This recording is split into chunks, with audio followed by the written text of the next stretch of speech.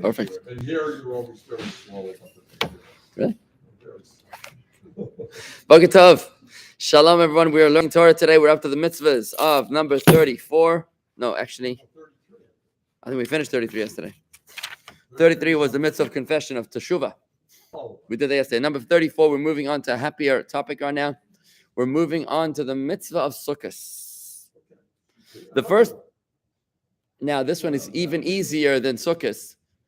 It's even easier. What do you think of when you think of a Sukkah? You think of construction. This is easier than that. Here, what you're doing is the mitzvah to rest from work on the first day of Sukkot. I mean, seriously, we're commanded to rest. That in and of itself is the mitzvah, yeah. Every Jewish holiday, you have that mitzvah. So on Shabbos, you have a mitzvah to rest, positive mitzvah. On Rosh Hashanah, on Yom Kippur, on Sukkot, for beginning and end, Pesach, beginning and end, Shavuos. I mean, you got like 12 mitzvahs over there by just doing nothing. Why does that exclude the rabbi? Because the rabbi. Now that's a good question. Whoa, that's a serious question. That's not work. Only rabbis are allowed to work in Shabbos and Yom Tov. It's not work. When you do what you want, it's not work. It sounds like Orwellian, right? It sounds Orwellian. Right. All animals are created equal, Double speak. but some are more equal than others. You do what you like, and it's not considered Oh, that's what Adrian said. If you do what you love, it's not considered work. So, I got a more important question. I just found out a while ago at our age, we don't buy green bananas. So if we go in the store and that's all they have is green banana, is that a good sign? No. you don't buy green bananas. It's an expression of older people.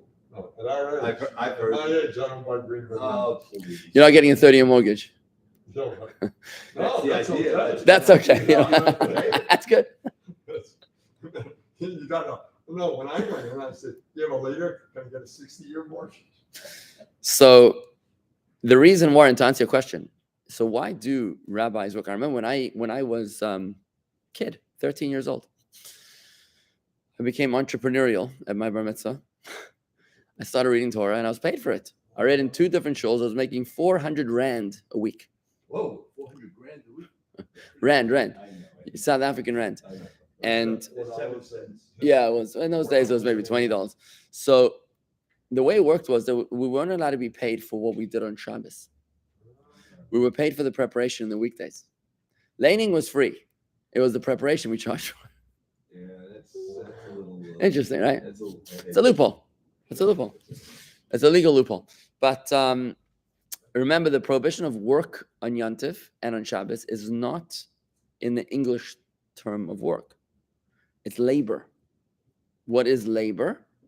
The 39 kinds of labor that were necessary in the erection, construction of the tabernacle. Exactly.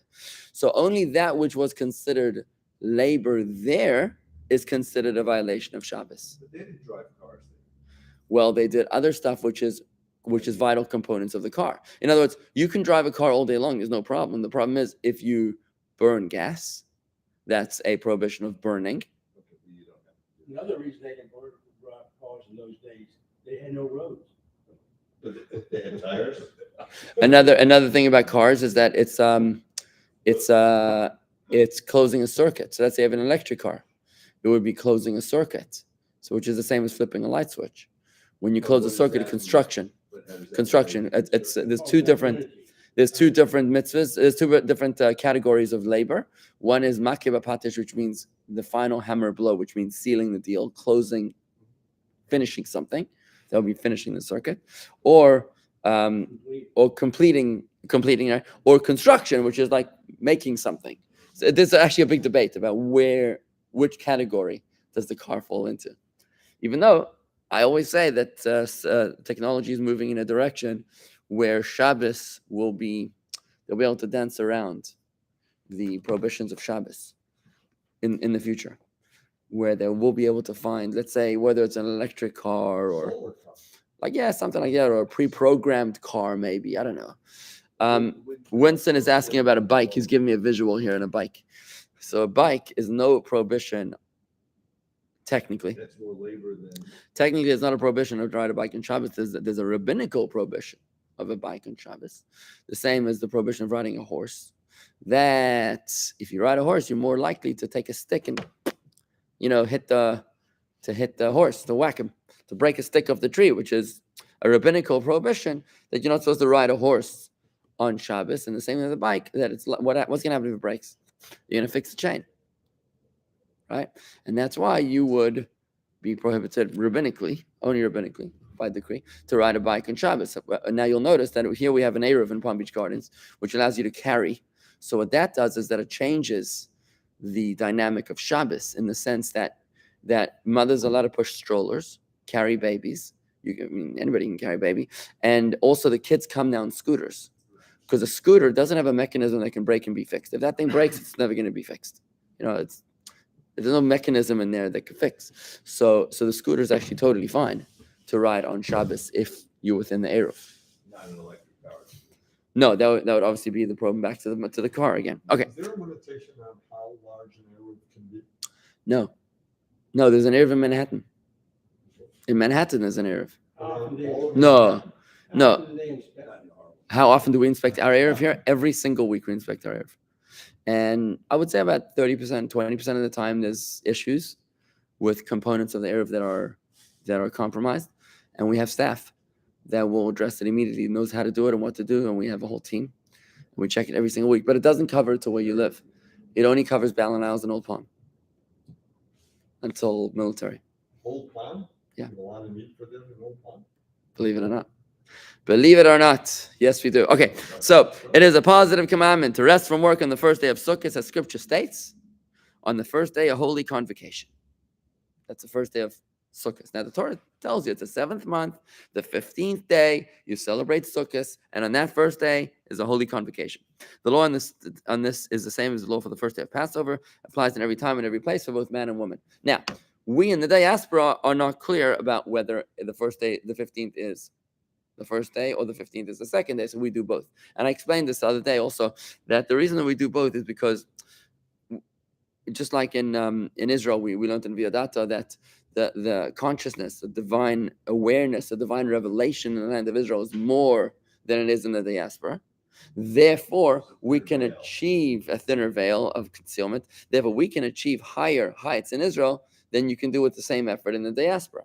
So therefore, to achieve redemption, for example, on Pesach, or to achieve intimacy with God on Sukkot, the hug, the divine embrace, which is the Sukkah, it takes twice as long in the diaspora than it does in Israel. So instead of looking at it as a drag and say, oh, I'm in the diaspora and these rabbis make my life miserable by making me do it twice, look at it as understanding the divine concealment, which is thicker in the diaspora than it is in Israel. And therefore, it takes more work and more intensity and more labor here than it does in the land of Israel, which is why we have to work harder to achieve the same result, right? A different approach to this. Mitzvah number 35, it is a positive commandment to dwell in a sukkah. All the 7 days of the festival, what is a sukkah? It's a hut or booth with a roof of branches, etc. As Scripture states, you shall dwell in booths 7 days. Now, this one, we might be getting into trouble. It says you shall dwell in the sukkah for 7 days. Now, what this means is you're supposed to really build yourself a sukkah. The HOA doesn't always take it well. Right. They normally give us 14 days notice to have it removed. It works more than you need. Right. But think about it this way. Building a sukkah is probably one of my most cherished childhood memories.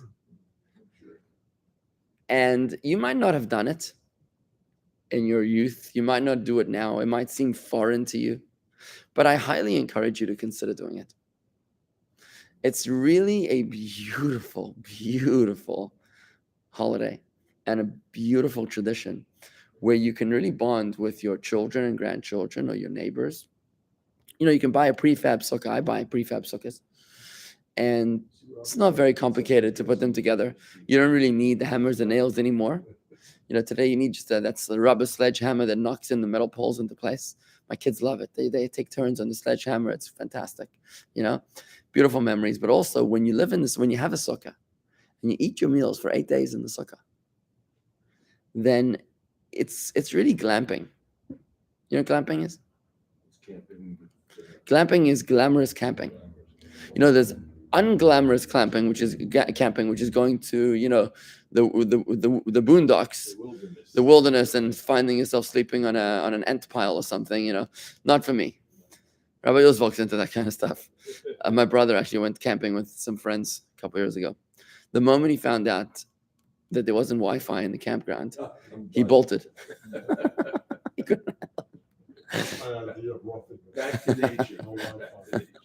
So when you have a sukkah in your house, here obviously we build a sukkah at shul, which is beautiful, and everybody's able to at least experience the mitzvah. At shul, we always try to have a sukkah party. We actually invite a sukkah party at our house. We invite the whole community to our house on the first night of sukkahs to come and experience, because the biblical mitzvah, as you'll notice now, is actually on the first night.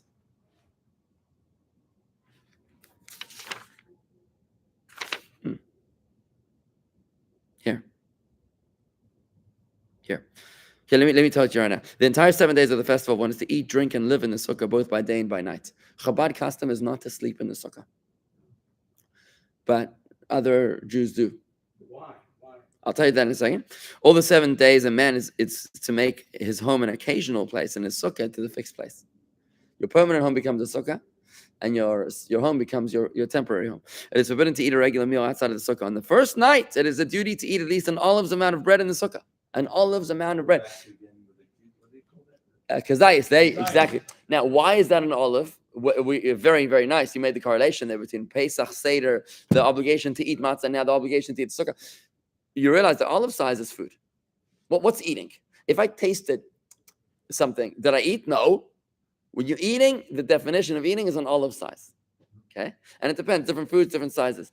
But the pointer is that on the first night, it's a mitzvah to eat an olive size in the sukkahs. Well, what do? We used to make sukkah parties in the middle, like on the Sunday of sukkahs. But then we realized the mitzvah is the first night. So on the first night of sukkahs, we invite the whole community to our home. And we say, everybody come, crash the party. We have tables all over the garden. And we say, make sure to eat at least an olive size in the sukkahs. Many, many people don't have sukkahs at home for whatever reason. So at least come to our sukkah and experience the sukkah. We make a big kiddush. Everybody comes. It's awesome. We have an open bar. It's fantastic. And that's how we do it in our house, right? So it's really important the first night to eat in the sukkah. I'm going to get to the sleeping in a moment. Therefore, if one wants to eat bread, he has to eat it in the sukkah. If he wants to eat fruit, he may eat it outside the sukkah, because bread is a meal.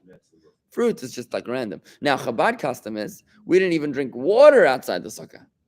So when it comes to eating, we go all the way in the sukkah. When it comes to sleeping, we don't even sleep at all in the sukkah. A young child who has reached the age of training has the obligation by the law of the sages from the age of training. What's the age of training? It's like the age of consciousness. 3, 4, no. It's like 6, 7, 8. When you're able to engage and they remember and they know what's flying, It applies everywhere, every time for males, but not for females. The mitzvah doesn't apply for females. Women are not obligated. So you'll notice in Israel, for example, Florida, it's easy. You got massive real estate. Everybody's got a swimming pool and a 3-car garage. Maybe we'll have a 4-car garage, right? And don't forget, this is my 3rd home or my 4th home, right? In the United States of America, it's a big country. It's like a Texas. It's like an Israeli. The Texas farmer meets an Israeli in a bar, and they talk, and the Israeli says, the Texas says, I'm from Texas. And he's talking about his land, and he says, when I wake up in the morning, I start my car, and by the end of the day, I reach the other side of my property. So the Israeli says, I used to have a car like that too. In Israel, real estate is major premium, You can't afford to just build a sukkah in your backyard. You don't have a backyard. You're lucky if you have a porch, which is 4 by 2. So what do people do? First of all, you can always note a religious Jewish building. Even in New York. If you drive into New York, you want to know if you're in a frum neighborhood? Look at the terraces. If the terraces are one underneath each other, you know it's not a Jewish building. But if the terraces are staggered, so everyone is open to the sky, you're in a frum building. Right? Interesting. Because your sukkah can't be underneath someone else's floor, right? So what happens in Israel is that people that are fortunate enough to have a terrace, like in Bnei Brak, Petach Tikva, Yerushalayim, it's a densely populated residential apartment building neighborhoods, right? What do? So what they'll do is they'll say, look, women, no, we're not getting in the sukkah. They squeeze the father and two boys, they're like squeeze in the sukkah. And they basically have a dining room table, which extends into the porch, right? And the father's pretty much eating in the porch. And at least he's underneath the sukkah. But he's fulfilling the mitzvah. They build the sukkah from the window, so they extend the house. Now that is daredevil mitzvahs like I've never experienced personally. I have an uncle who lives in Bnei Brak without a terrace. So they make these makeshift porches out the window. Yeah, the lawyer here is already, I can see. He's already envisioning the I knew this was coming. Oh, yeah. You My last trip to Israel was in Sukkah, so I saw all these. It's one thing to build a nice wooden sukkah. It's one thing to build a nice wooden sukkah in your backyard on terra firma. But doing so on the 8th floor, hanging out in somebody's window, saying your faith to a new level. It's like those mountain climbers. Yeah. Who Yeah. pitch a tent on the side of the mountain. Never understood this. They're dangling Yeah, This is good. on the rock face. on the rock face. And it's- How can you fall asleep like that? How does anybody fall asleep dangling? I'm like 4,000 meters above the ground. How could you be awake in that place? Yeah. But how did they even get there? How did they even get there? I mean, like what? You were like rock climbing. You're like, yeah, I'm gonna They will not take a nap. take a nap. I never understood these guys. They do like bare knuckle climbing. What happens if it starts raining and you're halfway up the mountain? Like what? That's what you say. Not for my nerves. You can't make one mistake. Not one.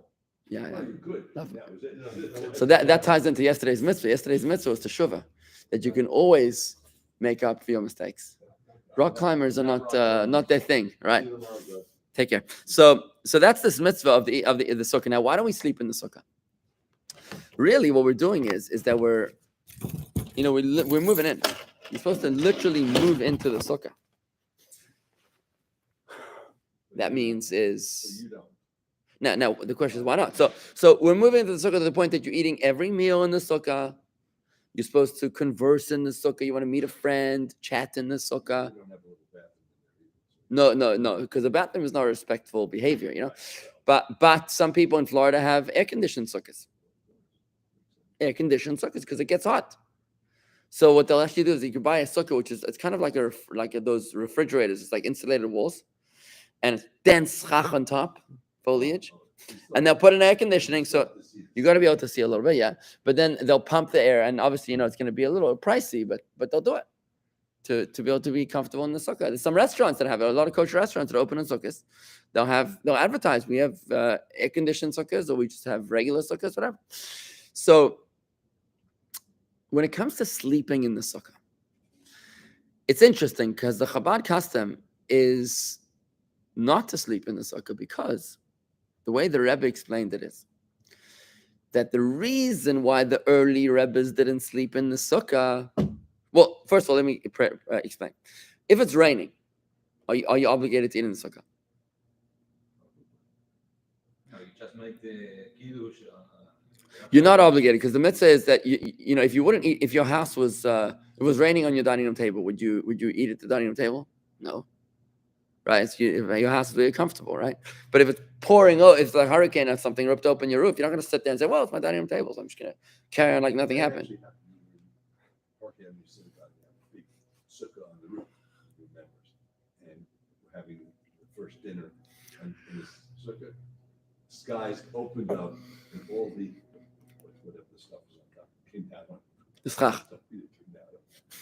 Yeah, the soup with schach flavored. Interesting experience. Yeah. You mix So it up and you see So if it's raining, you're not obligated to sit in the sukkah because hametztar patam in a sukkah. Somebody who's distressed, uncomfortable, is exempt from the sukkah. So the early Chabad Rebbes, they didn't sleep in the sukkah because the sukkah is a divine embrace. It's God's embrace around us. It's the palace. Would you be able to sleep in the Oval Office?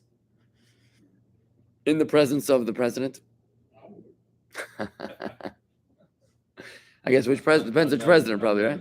So, But you see what I'm saying? I mean, would you be able to sleep in the presence of a great person? No, because I mean it would be disrespectful. So the Chabad Rebbes found it disrespectful to sleep in the sukkah. They couldn't fall asleep because they were in the presence of Hashem. So when the Rebbes didn't sleep in the sukkah, they couldn't fall asleep. The Chassid and the Chassidim didn't sleep either. Now, even though the Chassidim weren't able to experience the same revelation that the Rebbes were able to experience, they were distressed by the fact that they were able to sleep. So they were distressed. The Chassidim were distressed by the fact that they were able to sleep in the sukkah. The fact that they didn't have the consciousness of the Rebbes. So it bothered them that it didn't bother them. So that alone bothered them. So they also didn't sleep. And now the later Chassidim, it bothers us that it doesn't bother us. So it bothers us. Right? And that's why we don't sleep in the sukkah. what's that all this evening? It's really Chabad. It's a Chabad casting. Good morning, Lauren. And Michael from Germany, shalom to you. So you got that? Makes sense? Sort of. Yeah, makes sense. Okay. Who's up first? Okay, so that's the mitzvah. Now, what's interesting about that is that we actually eat in the sukkah even if it is raining. So we actually do eat in the sukkah when it's raining.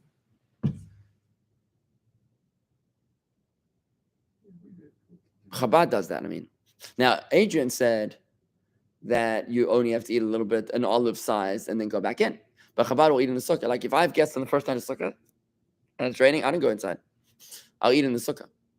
The experience in São Paulo is exactly the rainy season. Oh, okay. So, maybe everywhere. When Sukkah starts, the heavy rainy season. So we were in the Chabad in São Paulo, and it was pouring. So the rabbi sat at the table. He's dripping in his soup, He everything. made the kiddush, etc., etc. He made the motzi, and then he moved inside to eat. But the kiddush, he was standing right under the water and for Right. the motzi too. Right. So I wouldn't actually eat indoors. I just wouldn't eat indoors. Hi, Corey. I would just not eat indoors and wait for the rain to subside and go back in. Because in Florida, it only rains for like 15 minutes and then the sun comes out again. But it's interesting because we eat in the sukkah even when it's uncomfortable. But when it comes to sleeping, we don't sleep in the sukkah. So it's interesting. Yesh la'ayin oid, as we say in Talmudic parlance, that we have to investigate this further. All right? So that's the mitzvah of the sukkah. And I want to encourage you to build your own sukkah.